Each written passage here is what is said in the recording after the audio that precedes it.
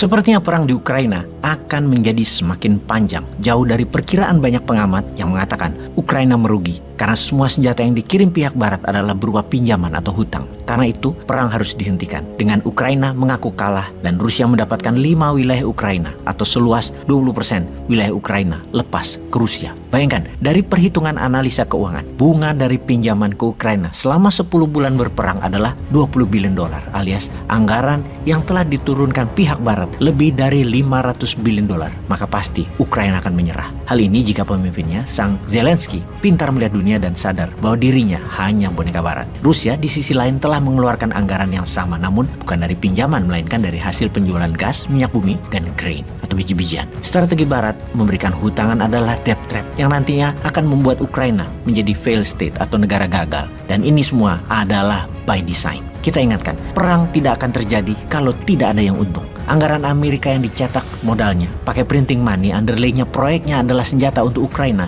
dibayar kepada defense kontraktor yang menghidupkan mesin industrial military complex, di mana nanti ketika perang usai, para pengusaha itu akan menyedot harta Ukraina sampai mampus negara Ukraina yang akan menjadi negara miskin selamanya. Modal dagang itu harus kembali. Bayar biaya perang tersebut ke bohir, yaitu pihak barat dan Amerika. Herannya lagi, ada perintah dari Amerika bahwa Ukraina tidak boleh serang Rusia ke dalam wilayah Rusia, yang mana perintah itu minggu kemarin tidak ditaati oleh Ukraina. Yang mana hal ini sekali lagi membuktikan Zelensky pemimpin egois yang tidak peduli pada rakyatnya. Ukraina melancarkan serangan udara menarget 2 pangkalan militer di wilayah Rusia menggunakan pesawat tak berawak atau drone pada minggu lalu, yang menyebabkan Rusia membalas serangan itu ke banyak infrastruktur kelistrikan di Ukraina. Saling serang tersebut mengakibatkan eskalasi pertempuran di berbagai wilayah meningkat. Rusia yang geram dengan jembatan yang dibom pihak Ukraina tambah marah dengan 4 serangan udara masuk ke wilayah Rusia, di mana serangan dari pihak Ukraina juga bisa dikatakan menjadi yang paling berani sejak negaranya diinvasi Rusia 10 bulan lalu, karena bukan menyerang wilayah Ukraina yang dikuasai oleh Rusia, namun masuk jauh ke dalam wilayah Rusia.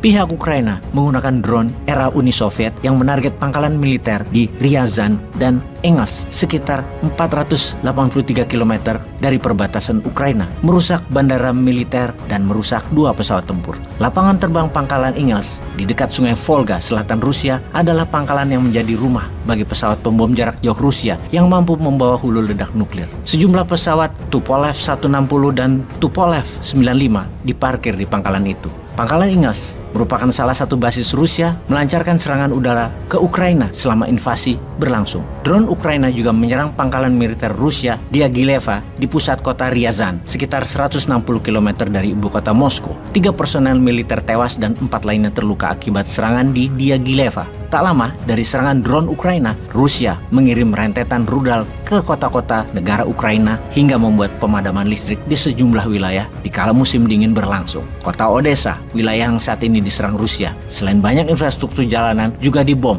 oleh Rusia yang mengakibatkan kerusakan parah juga di ibu kota Kiev. Perang yang diatur-atur oleh pihak Amerika kepada Ukraina adalah hal aneh, namun ini semua rahasia umum kecuali si egois Zelensky yang tidak sadar, karena bisa diartikan bahwa perang ini memang dipelihara oleh pihak NATO, khususnya Amerika, dipelihara agar lama, agar bisa jadi mesin uang bagi industri militer Amerika. Jadi ada alasan untuk kendali dolar Amerika. Kebetulan Zelensky-nya seorang narsistik grandios. Oh, ada hal penting yang harus kita pertimbangkan, yaitu kita melihat perang ini masih lama, itu pertama. Yang pasti akan menjadi mesin profit bagi Amerika. Ada hal lain yang penting, yaitu turunnya daya beli dunia di tahun 2023 ke depan nanti.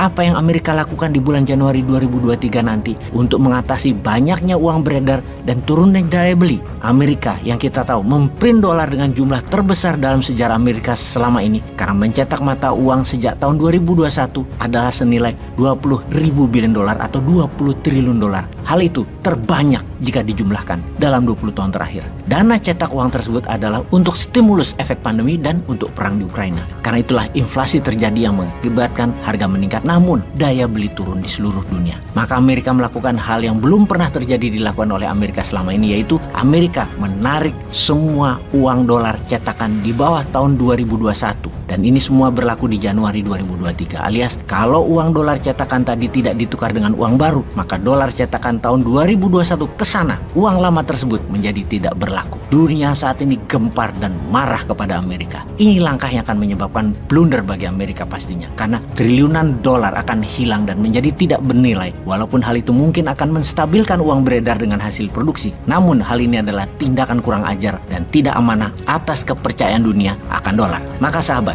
kesimpulan yang kita dapati adalah perang Ukraina masih harus panjang agar uang cetakan Amerika yang dicetak sejak tahun 2021 sejumlah lebih dari 20 triliun dolar punya underlying proyeknya, yaitu peralatan perang. Kedua, nilai dolar akan menjadi tidak menentu, bisa naik karena demand besar atau rush, dan mungkin akan membawa dolar terhadap rupiah ke arah 18.000 rupiah per dolar. Kemudian, ikatan kuat Petro Yuan sebagai pengganti dolar dalam mata uang transaksi pada dunia perminyakan akan buat demand terhadap dolar menurun. Devisa Indonesia bisa amburadul jadinya. Sudah dolar mahal, namun kebutuhan buat transaksi antar negara berkurang. Tahun 2023 bisa menjadi tahun kegelapan ekonomi bagaikan tahun kegelapan pandemi di tahun 2020 kemarin. Semua ini adalah man-made disaster, petaka ciptaan manusia sendiri. Bagi Indonesia, kalau kita punya visi kelas dunia dan pemimpin kelas dunia, inilah masa Indonesia menyalip di tikungan untuk menjadi pemain dunia. Bisa nggak maininnya?